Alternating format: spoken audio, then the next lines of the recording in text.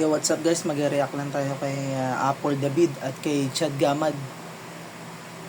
Marami kasing kung ano-anong pambabash ang nangyayari sa kanila. Masabi ko lang dyan, mga tao rin naman yan. Pabayaan na lang natin sila sa kaligayahan nila. Huwag na tayo makialam sa mga desisyon nila kasi matatanda na naman yan. Alam rin naman ng mga magulang nila kung ano yung nangyayari sa kanila, kung ano yung meron sila ngayon, kung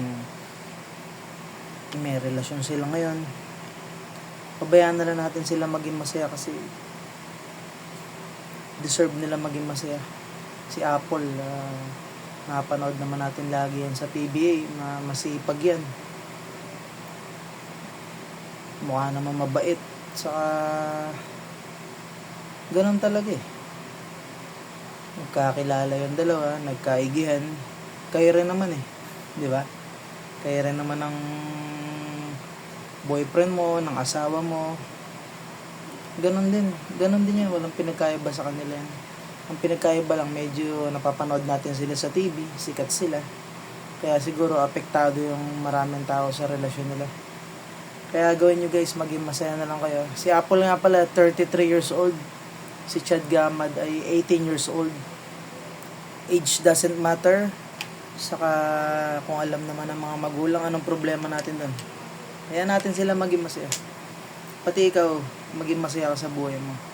Gaya ng pagiging masaya ni Apple at ni Chad Gamad. Yun nga. Yun ang reaction ko. Talagang maging happy lang tayo sa kanila. Ito pa yung may babasa lang tayo ng mga nangyari kay Apple Apple David, Filipino TV, sports personality.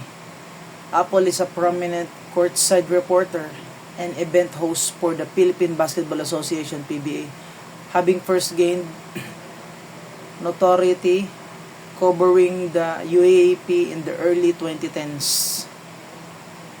She was not published a traditional autobiography or book, however, life and career. Yun lang. Yun yung mga nakita kong information tungkol kay Apple. Basta maging masaya tayo kay Apple. Kay Chad, maging masaya rin tayo sa kanya at nahanap niya yung love of her life kay Apple David. Yung bata, promising, magaling maglaro. God willing, madrop siya sa mga